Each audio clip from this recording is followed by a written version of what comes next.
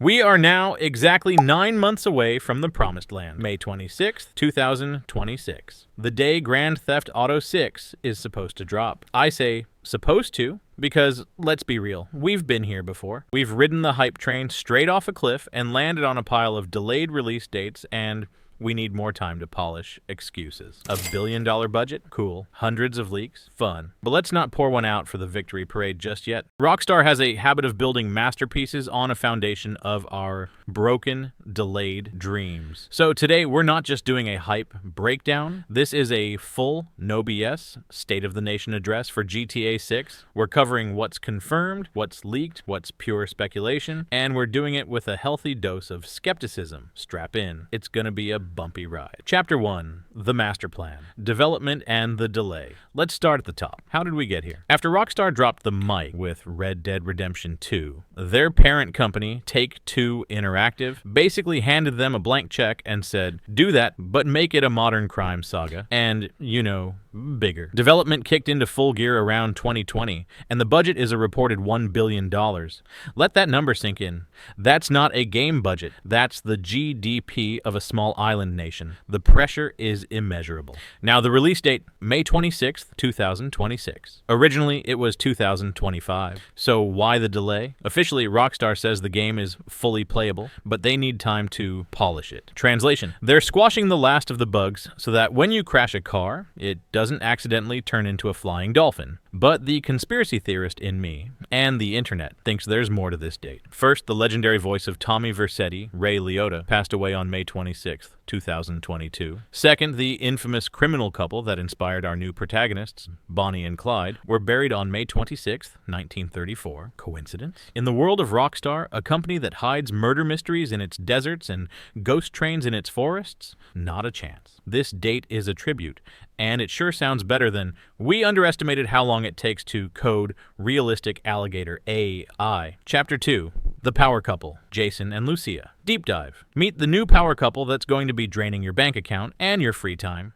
Jason and Lucia. First, Lucia. She's a Latina originally from Liberty City, which is a fascinating detail we'll come back to. When we meet her, she's rocking the latest in criminal chic, an ankle monitor. She's doing community service for the LDC, the Leonida Department of Corrections, which is a fancy way of saying state-mandated trash duty, but don't let that fool you. She's fierce, determined, and clearly the driving force behind this duo. Her real-life voice actress is allegedly the fantastic Manny L. Perez, and she absolutely nails that "I'm done with this nonsense" energy. Then there's Jason, the strong, silent type. The official bio says he grew up around grips and crooks. He tried to straighten out his troubled teens with a stint in the army, but old habits die hard, and he found himself back in the game, working for local drug runners in the Florida Keys. He's the muscle with a potential soft side. The rumor mill is strongly pointing to Dory Jr. as his voice actor, and if true, that casting is impeccable. Their dynamic isn't the fractured toxicity of Michael and Trevor.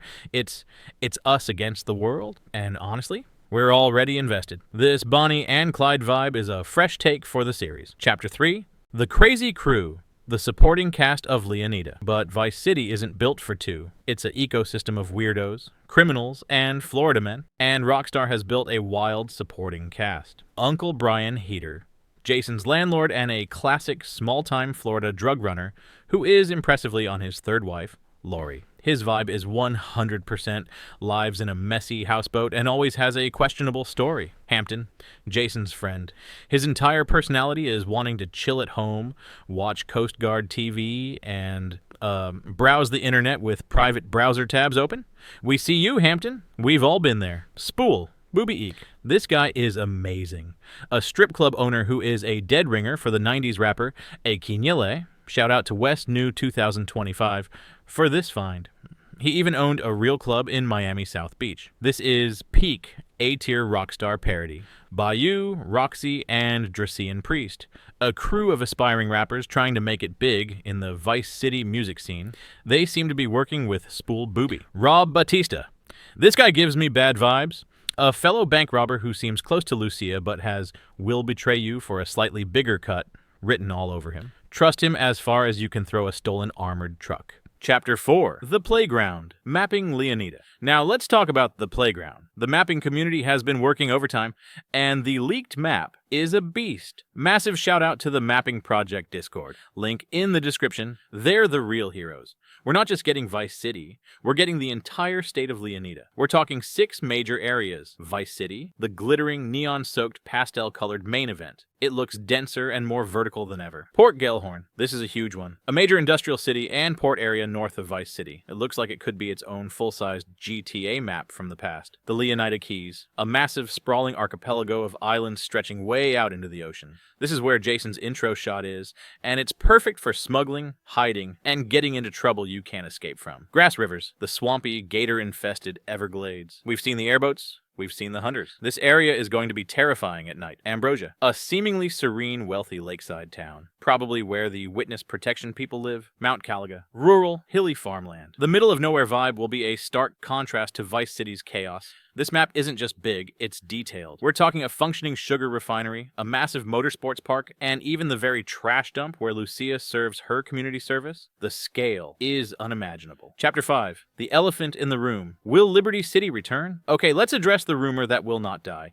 Is Liberty City in the game? The evidence is compelling. Lucia was born there. That's not a throwaway line. Trailer 2 has a Liberty City license plate, and a guy wearing a Liberty City Cycles cap. Rockstar famously took down a popular, well-made Liberty City mod for GTA 5. Why be so protective if it's not relevant? They brought back cage fighting, a hallmark of Grand Theft Auto 4. Is it possible we get a dual state game? A prologue in Liberty City? Or is this all just incredible fan service and epic trolling from Rockstar? I'm leaning towards the latter, but man, I want to believe. Chapter 6. The Leak Zone. Gameplay rumors and GTA Online. Now let's enter the grain of salt zone. Leaks. A recent batch suggested some wild gameplay features, advanced parkour, think dying light style movement, climbing down buildings via balconies, vaulting over fences fluidly, hijacking 2.0, grabbing onto plane wing or helicopter skids mid-motion. Absolutely insane if true. Weapon sliding, tossing a gun to your partner mid-heist, style points equals 100. Gas refueling. Vehicles might need gas. This is controversial. Some hate the realism. Others love the immersion. Furthermore, insiders suggest GTA 6 Online, codenamed GTA 6 MP, is a complete overhaul. They're aiming for 64 players per session, double GTA 5's limit, using a new fluid access network tech designed to eliminate loading screens. Imagine starting a heist with players from across different sessions instantly, no more waiting in lobbies, and performance news. It's heavily rumored the game will target 60 FPS. But that might be exclusive to the PS5 Pro. The console wars are about to get spicy. Chapter 7. Price tag and pre-orders. All of this greatness comes at a cost, and I don't just mean the cost of your social life. GTA 5 launched at $60. The standard for big games is now $70. With the scale of this project, expect editions to be pricey. Our prediction, Standard Edition, $70. Premium Edition, $100, with in-game cash and bonuses. Ultimate, Archway. Collector's Edition, $150 to $200, maybe with a physical map, a Jason bobblehead, who knows. Pre-orders will likely go live the second the third gameplay trailer drops, which we expect in early 2025. Your wallet better start preparing now. Chapter 8. The Old New. Returning and New Vehicles, Jotch Weapons. The vehicle and weapon list is a beautiful mix of returning favorites and shiny new toys. We're getting countless returning classics from GTA V. The Gauntlet, the Sultan, the Pegassi supercars, all undoubtedly upgraded with next-gen visuals. But the new stuff is incredible. Cars inspired by the latest Lamborghinis, Ferraris, and classic American muscle. We've seen new airboats, jet skis, and even a freaking mobility scooter.